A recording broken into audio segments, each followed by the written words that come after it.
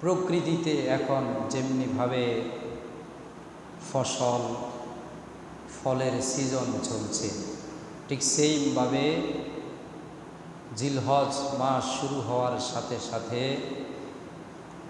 মুসলমানদের জন্য ইবাদতেরও সিজন শুরু হয়ে যাবে। ফসল ফলের সিজনে অল্প কড়িতে নামি দামি মানসম্মত ফল পাওয়া যায়, অল্প কড়িতে ভালো মানের ফল কিনতে পাওয়া যায় ফলের সিজনে। ঠিক আছে কিনা বলেন? এখন আমের সিজন, কাঁঠালের সিজন, লিচির সিজন, জামের সিজন, সিজনবিহীন এই সমস্ত ফলগুলো খেতে গেলে আমাদেরকে অনেক পরিমাণের টাকা গুনতে হবে, অনেক কড়ির হিসেব আমাদেরকে করতে হবে। কিন্তু সিজন হওয়ার কারণে অল্প টাকাতে আমরা এই মানসম্মত ফলগুলো খেতে পারবো, কিনতে পারবো। ঠিক কিনা বলেন? ঠিক সেইভাবে ইবাদতেরও নির্দিষ্ট কতগুলো সিজন আছে না নাই? যেই সিজনগুলোতে ইবাদত করবেন অল্প, নেকি কামাই করবেন অনেক। সুবহানাল্লাহ বলেন। এই ইবাদতের সিজন শুরু হয়ে গেছে, আরও অল্প আমলে অনেক নেকি কামাই করার জন্য আমাদের সামনে জিলহজ মাস আসতেছে। কোন মাস আসতেছে বলেন? জিলহজ মাস আসতেছে। কীরকম? হযরতে আনাস ইবনে মালিক রাদিয়াল্লাহু তাআলা আনহু বলেন, জিলহজ মাসের এক একটা দিন অন্যান্য সাধারণ 1000 দিনের সমান। সুবহানাল্লাহ। অর্থাৎ আপনি জিলহজ মাসের প্রথম 10 দিন ছাড়া 1000 দিন ইবাদত করে যেই পরিমাণের নেকি কামাই করতে পারবেন, জিলহজ মাসের এক একটা দিন ইবাদত করে সেই পরিমাণের নেকি কামাই করা যাবে। সুবহানাল্লাহ। শুধু তাই নয়, জিলহজ মাসের এমন একটা দিন আছে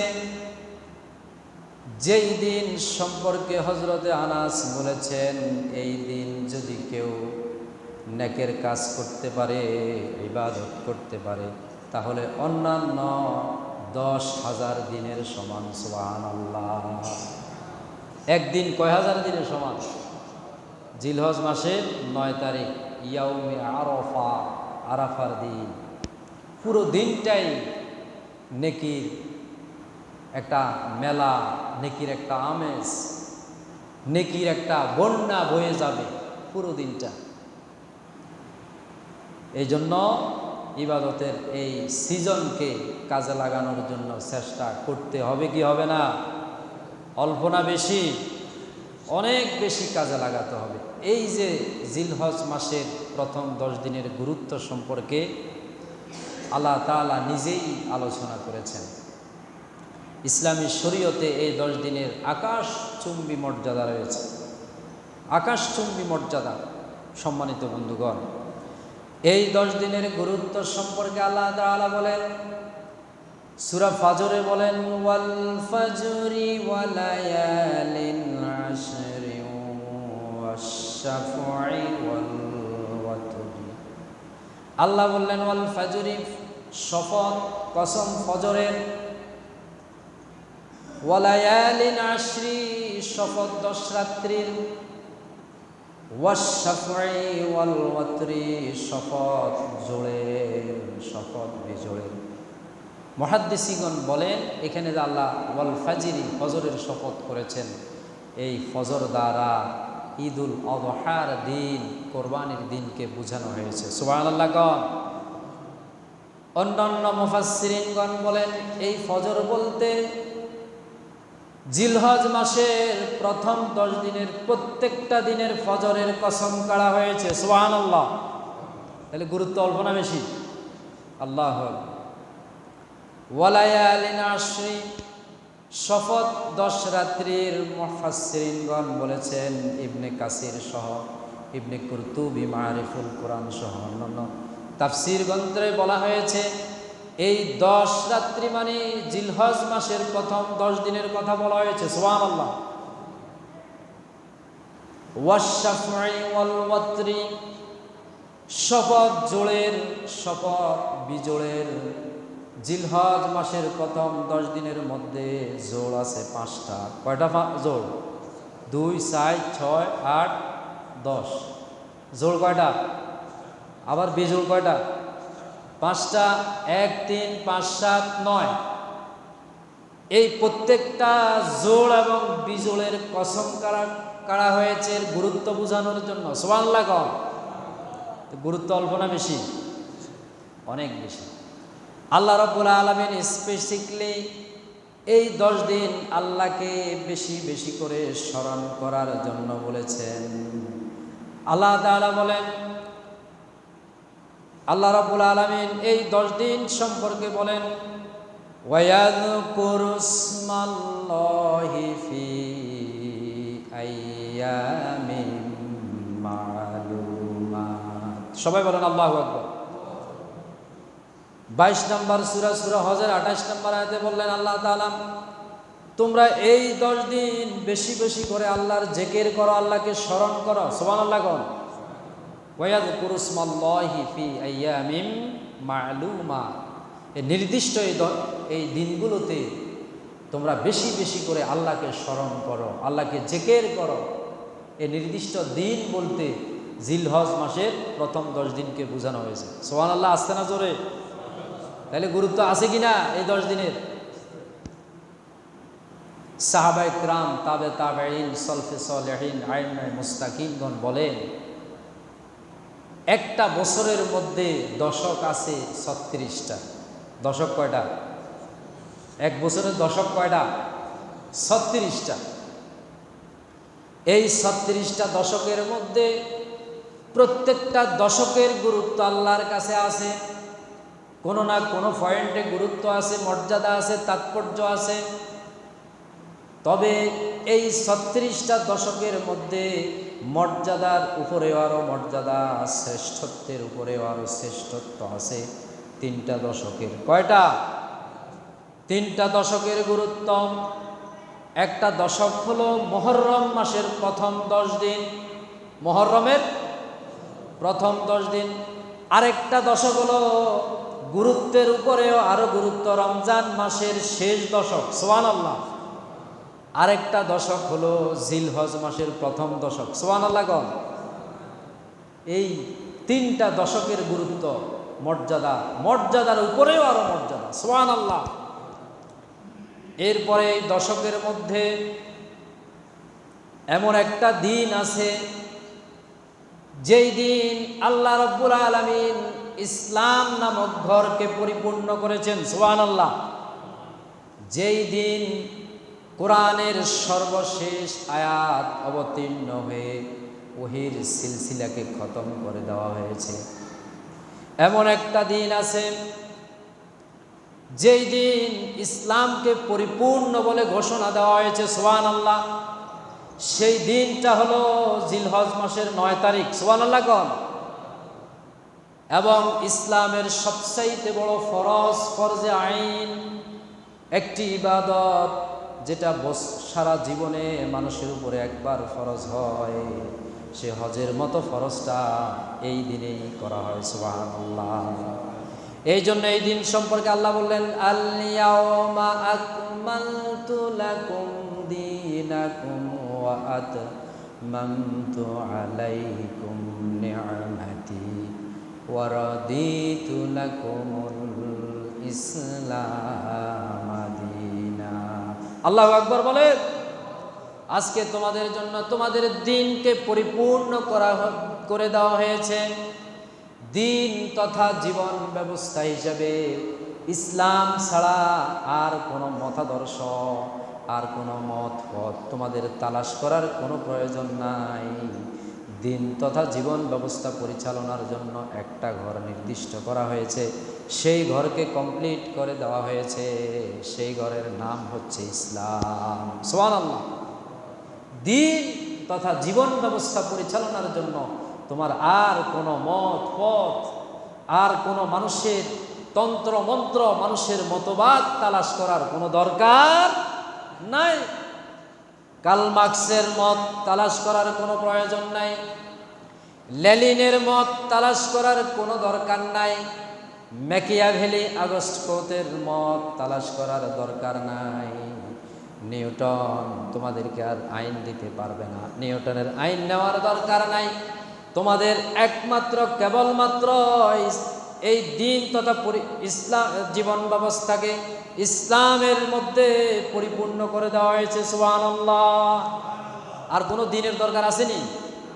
তাহলে এই দিনকে যেদিন পরিপূর্ণ বলে ঘোষণা করা হয়েছে সেটাই দশকে। কোন দশকে? এই দশকে। এই দশকের মধ্যেই শ্রেষ্ঠ ইবাদত যেটা বছরে একবার আসে, হজ। নাকি অন্য কোথাও আছে? হ্যাঁ, এই দশক ছাড়া অন্য কোথাও কি হজ আসেনি? বড় হজ, কবুলি হজ আছে। এই দশকের মধ্যেই কোরবানি আছে। কি আছে? অন্য কোথাও কি কোরবানি আছে? অন্য কোনো দশকে আছে? এই দশকের মধ্যে কি আছে? কোরবানি আছে। এই জন্য ইবনে হাজার আসকালানি রাহিমাহুল্লাহ, তিনি একজন মুহাদ্দিস, হাদিস বিশারক, শাইখুল হাদিস হযরতে ইবনে হাজার আসকালানি রাহিমাহুল্লাহ, তিনি বলেন এই দশকে ইবাদতের সমন্বয় হয়েছে। সুবহানাল্লাহ। তিনি বলেন এই দশকে যেমনিভাবে ইবাদতের সমন্বয় হয়েছে বছরের আর কোনো সময় এমনিভাবে ইবাদতের সমন্বয় হয় নাই। এই দশকের মধ্যে ইবাদতের মিলন মেলা হয়েছে। ইবাদতের মিলন মেলা, ইবাদতের ঐক্যবদ্ধতা, ইবাদতের একত্র হওয়া, জামাতবদ্ধ হওয়া, ইবাদতের মিলন মেলা, ইবাদতের সমন্বয় আর কোনো দশকে হয় নাই, এই দশক হয়েছে। সুবহানাল্লাহ। ইসলামের 5টি মৌলিক স্তম্ভের মধ্যে 5টি স্তম্ভেরই বাস্তব নমুনা, বাস্তব স্বরূপ, বাস্তব রূপ এই দশকে দেখা যায়। সুবহানাল্লাহ। ইসলামের মৌলিক স্তম্ভ কয়টা? কালেমা, নামাজ, রোজা, হজ, যাকাত। সুবহানাল্লাহ জোরে। এই দশকের মধ্যে একজন মানুষ যখন হজ করবে, ইমানের তেজদীপ্ততায় বলিয়ান হয়ে হজ করে, যিনি কোরবানি করবেন তার ইমানের বাস্তব নমুনা, বাস্তব স্বরূপ উন্মোচন করার জন্যই তিনি কোরবানি করে থাকেন। সুবহানাল্লাহ। তাহলে ইমানের যে বাস্তব ব্যবহার সেটাই দশকে দেখা যায়, ঠিক কিনা বলেন? কালেমা, কালেমা মানে কি? ইমান। এরপরে নামাজ, এই দশকে বেশি বেশি করে নামাজ পড়ার জন্য বলা হয়েছে। তাহাজ্জুদ যেন একদিনও না ছুটে। ইসলামী শরীয়তে বলা হয়েছে জামাত যেন ছুটে না যায় এই দশকে। রমজানের মতো 30 দিন, এই দশকে 10 দিন ট্রেনিং নিতে পারলে জামাতে নামাজ পড়তে পারবে। সুবহানাল্লাহ। তাইলে রোজা, এই দশকের প্রথম 9 দিন রোজা রাখার জন্য বলা হয়েছে। নবী করিম সাল্লাল্লাহু আলাইহি সাল্লাম, সাহাবায়ে কেরাম, বিশ্বনবীর অর্ধাঙ্গিনীগণ এই দশকের প্রথম 9 দিন রোজা রাখতেন। সুবহানাল্লাহ। প্রথম 9 দিন না পারলে অন্তত শেষ 2 দিন, শেষ 8 আর 9, 8 আর 9 অবশ্যই তিনারা রাখতেন, ছাড়তেন না। তাহলে রোজাও আছে না নাই? রোজা আছে না নাই? তাহলে কালেমা, নামাজ, রোজা, হজ এই দশকে। ওই যে ইবনে হাজার আসকালানি বলেছেন এই দশকে ইবাদতের সমন্বয় হয়েছে। হজও এই দশকে, ঠিক কিনা বলেন? দান সাদাকা এই দশকে সবচাইতে বেশি দান সাদাকা করার জন্য বলা হয়েছে, এবং গোপনীয় দান। কোন দান? গোপনীয় দান করার জন্য বলা হয়েছে। কারণ রমজানকে বলা হয়েছে 170, একে কত? আর এই দশককে বলা হয়েছে 1000। সুবহানাল্লাহ জোরে। রমজান হলো 170 আর এই দশক হলো 1000। 1 টাকা দেওয়া মানে 1000 টাকা সর্বনিম্ন। সুবহানাল্লাহ। সর্বোচ্চ আল্লাহ আরো দিতে পারেন বেশি, এই জন্য দান সাদাকার কথাও এই দশক। আবার অতিরিক্ত এক্সট্রা কোরবানি করা, তাকওয়ার স্বরূপ দেখানোর সুযোগ এই দশক। সুবহানাল্লাহ। এই দশকের গুরুত্ব দেখছেন নি কিরকম? রমজানের গুরুত্ব সম্পর্কে আমরা জানি, এই জন্য সবাই অটোমেটিক রমজান মাসে রোজা বালা হয়েছে, মসজিদমুখী হই, নামাজ পড়ি। কিন্তু এই দশকের গুরুত্ব অল্প না বেশি? কথা কন, অল্প না বেশি? এই জন্য এই দশকের গুরুত্ব আমাদেরকে অল্প দিবেন না বেশি দিবেন? আল্লাহ রাসূল সাল্লাল্লাহু আলাইহি সাল্লাম বলেছেন, মুসলিমের সংকলনে হযরতে ওমর ইবনুল খাত্তাব রাদিয়াল্লাহু তাআলা হাদিস বর্ণনা করেন, বিশ্বনবী বলেন, খেয়াল করে শুনেন, বিশ্বনবী বলেন, আল্লাহর কাছে এই দশকের চাইতে অধিক প্রিয় আমল আর নাই। সুবহানাল্লাহ জোরে। এই দশকের চাইতে অধিক প্রিয় আমল। তাহলে রমজান কোথায় যাবে? রমজানের আমলের সওয়াব আল্লাহর কাছে অনেক বেশি, বেশির উপরে বেশি আছে না নাই? ভালোর উপরে আরো ভালো আছে না নাই? উত্তমের উপরে আরো উত্তম আছে না নাই? এই দশকের আমল আল্লাহর কাছে অধিকের উপরেও আরো অধিক, উত্তমের উপরেও আরো উত্তম।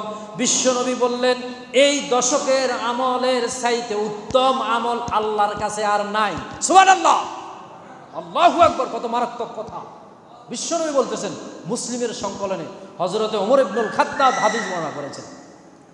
সাহাবায়ে কেরাম এবার রাসূলকে পেঁচাইছেন, পেঁচিয়ে ধরলেন, ওগো আল্লাহর নবী, আপনার মুখ থেকে শুনলাম জিহাদের চাইতে উত্তম কোনো আমল নাই। কিসের চাইতে? কথা বলেন। জিহাদের চাইতে উত্তম কোনো আমল নাই। আপনি বলতেছেন এই আমলের চাইতে, 10 দিনের আমলের চাইতে অধিক আমল নাই, তাহলে জিহাদের কি অবস্থা? বিশ্বনবী জবাব দিলেন, জিহাদের চাইতে উত্তম। সুবহানাল্লাহ। এত আসতে এই 10 দিনের আমল আল্লাহর কাছে জিহাদের চাইতে উত্তম। সুবহানাল্লাহ। তবে বিশ্বনবী আরেকটু বয়ান করলেন, ওয়াজ করলেন, তার কথা ভিন্ন। যে ব্যক্তি আল্লাহর জমিনে আল্লাহর দ্বীনকে কায়েম করার জন্য নিজের বাড়িঘর ছেড়ে দিয়ে, বাস্তবিটা ছেড়ে দিয়ে বেরিয়ে এসেছেন, শেষে এমন অবস্থা হয়েছে, জানও গেছে, মালও গেছে, তার সকল কিছু হারিয়ে পুরো নিঃস্ব হয়ে গেছেন, তার কথা ভিন্ন। নচেত সাধারণ জিহাদের চাইতে এই 10 দিনের আমলের গুরুত্ব অনেক বেশি। সুবহানাল্লাহ। কিরে ভাই, এটা কি? এ 10 দিন কি? এ 10 দিনের এই ফজিলত দেখছেন কিনা? মনে হয় যে একটা কি ঝিনুকের ভিতরে মুক্তা লুকায়িত আছে। হ্যাঁ, এ 10 দিনের আমল। হযরতে আয়েশা রাদিয়াল্লাহু তাআলা আনহা এবার হাদিস বর্ণনা করেছেন, ইমাম মুসলিম হাদিস সংকলন করেছেন। হযরতে আয়েশা রাদিয়াল্লাহু তাআলা আনহা বললেন, বিশ্বনবী মুহাম্মদ সাল্লাল্লাহু আলাইহি সাল্লাম বলেন, এই 10 দিন আল্লাহ রাব্বুল আলামিন বহু জাহান্নামী কয়েদিকে জাহান্নাম থেকে মুক্ত করে দেন। সুবহানাল্লাহ। জোরে জোরে সুবহানাল্লাহ জোরে। জাহান্নামের খাতায় নামটা উঠে গেছে। কোথায় উঠছে? নামটা কোথায় উঠছে? জাহান্নামের খাতায় নামটা উঠে গেছে। এই লোকটা নিশ্চিত জাহান্নামে যাবে। এই ধরনের কোন জাহান্নামের কয়েদি আসামি যদি তাওবাতুন নাসুহা করতে পারে, ফিরে আসার মতো ফিরে আসতে পারে, এই 10 দিনকে পুঙ্খানুপুঙ্খভাবে সুন্নাহ ভিত্তিক কাজে লাগাতে পারে, জাহান্নামের নাম থেকে খাতা থেকে নামটা কেটে দিয়ে জান্নাতের খাতায় নামটা তুলে দেওয়া হবে। সুবহানাল্লাহ।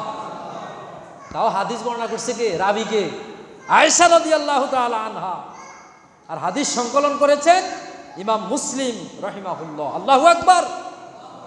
এবার বুঝেন এই 10 দিনের গুরুত্ব কি। এখন কি এই 10 দিনের গুরুত্ব কি ঘুমাই ঘুমাই কাজে লাগাইবেন? কথা কয় না। ঘুমাই মসজিদ থেকে বাইরে গিয়ে, হ্যাঁ, এরপরে পাপ কাজ, অন্যায় কাজের মধ্যে নিমজ্জিত হয়ে এই 10 দিন কাজে লাগাবো আমরা। এবার আমরা এই 10 দিন কিভাবে কাজে লাগাবো আমি বলবো আপনাদেরকে। 1 নাম্বার বর্জনীয় কাজ। 1 নাম্বার কি কাজ?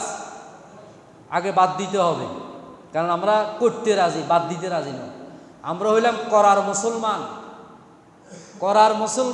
বাদ দেওয়ার মুসলমান আমরা নই। আল্লাহ রাব্বুল আলামিন যা নিষেধ করেছেন, নিষেধ আমরা ছাড়তে রাজি না। নিষেধ আমরা কি করতে রাজি না? কথা কয় না। ছাড়তে এই 10 দিন 1 নাম্বারে জিহ্বাকে হেফাজত করতে হবে। কথা কন, কাকে? জিহ্বাকে হেফাজত করতে হবে, কারণ এই জিহ্বাই সবচাইতে নষ্টের মূল। কোন জিহ্বা? আমারে মানুষ খারাপ বলে আমার জিহ্বার কারণে আর 2 ঠোঁটের কারণে। এই জন্য বিশ্বনবী বলেছেন, আমরা দাখিলে মেশকাত শরীফে হাদিসটা পড়েছি, নবী করিম সাল্লাল্লাহু আলাইহি সাল্লাম বলেছেন, তোমরা 2টা জিনিসের গ্যারান্টি আমাকে দাও। কয়টা? জোরে কর না।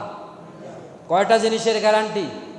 বিশ্বনবী বলছেন, আমাকে তোমরা দুইটা জিনিসের গ্যারান্টি দাও, আমি তোমাদেরকে জান্নাতের গ্যারান্টি দিব। সুবহানাল্লাহ জোরে। এক নাম্বার হলো দুই ঠোঁটের মধ্যবর্তী স্থান অর্থাৎ জিহবা, এটার গ্যারান্টি দাও। এটাকে অসৎ পথে ব্যবহার করবা না, এটা দিয়ে মিথ্যা বলবা না, এটা দিয়ে অপরের গীবত করবা না, এটা দিয়ে সমালোচনা করবা না, এটা দিয়ে দোকানের মধ্যে বসলে গাল মন্দ করবা না, এটা দিয়ে হারাম কখনো খাবা না, এটা দিয়ে সিগারেট খাবা না, গাঁজা খাবা না, ইয়াবা খাবা না, বাবা খাবা না, হিরোইন খাবা না, মদ খাবা না, এটা দিয়ে হারাম কোনো কিছু খাবা না। গ্যারান্টি দাও, জিব্বার গ্যারান্টি দাও। কথা কন, কিসের গ্যারান্টি? জিব্বার গ্যারান্টি দাও।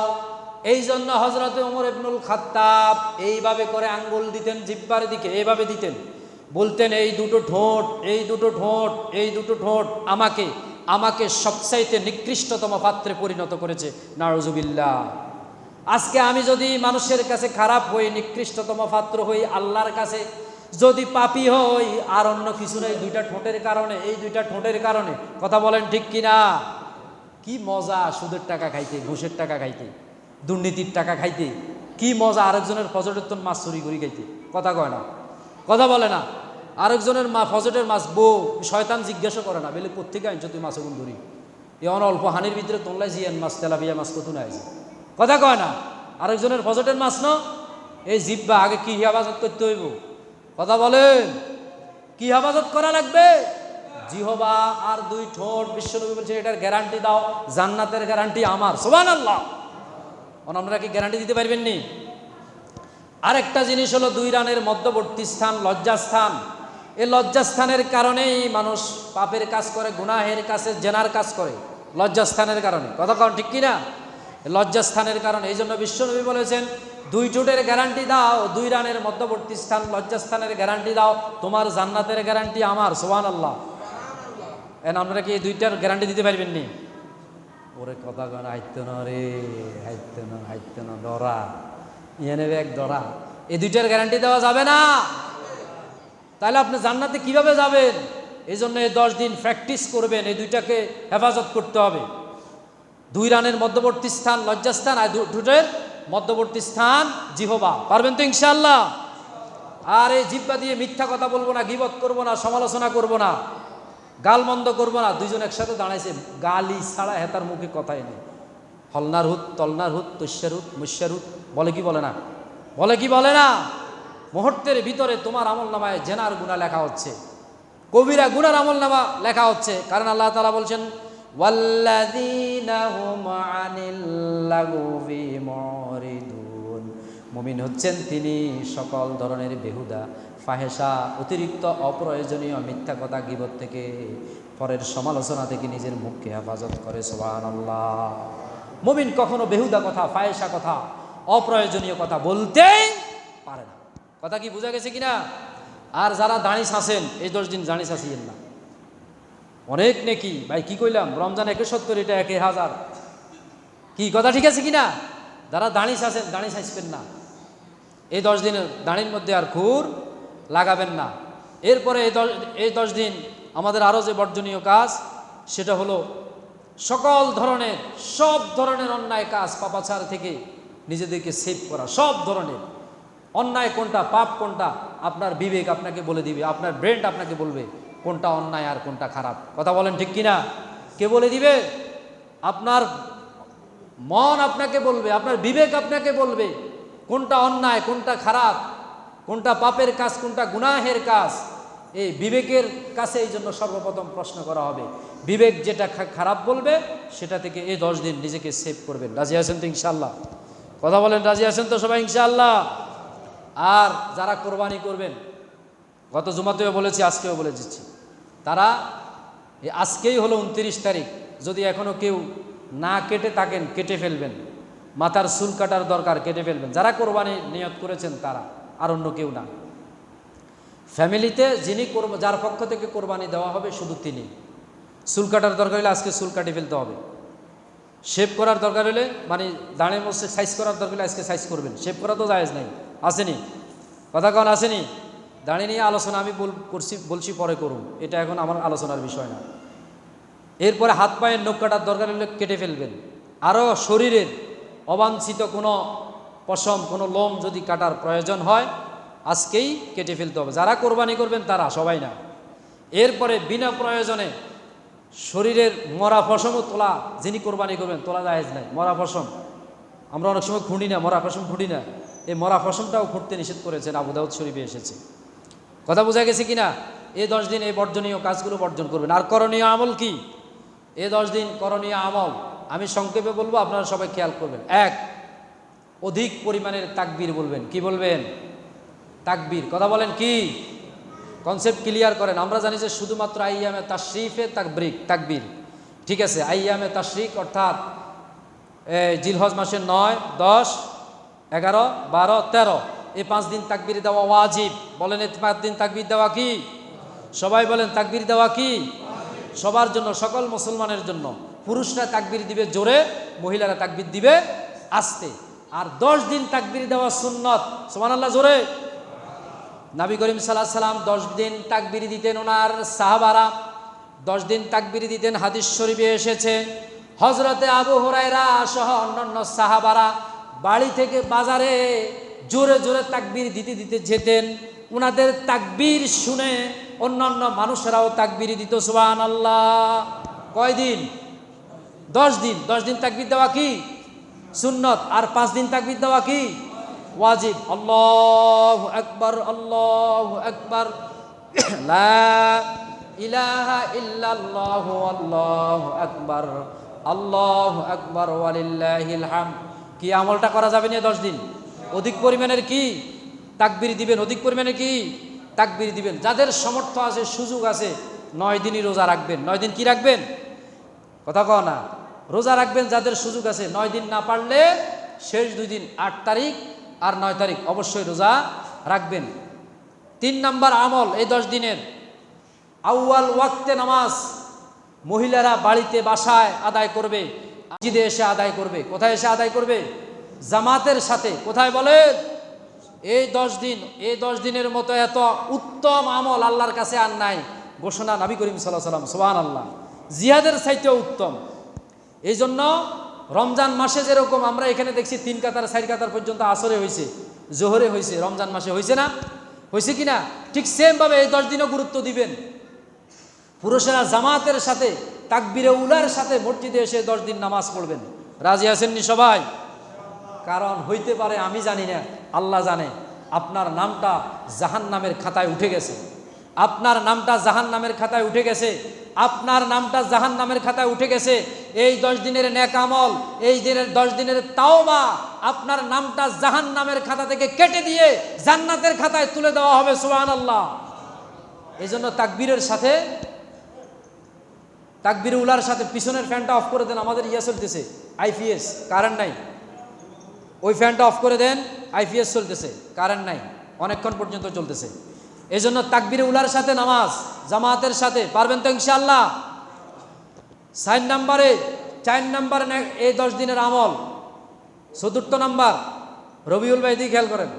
4র্থ নাম্বার আমল তাহাজ্জুদের নামাজ। এই 10 দিন একদিনও ছাড়বেন না। অন্তত 2 রাকাত হইলেও পড়বেন। কয় রাকাত?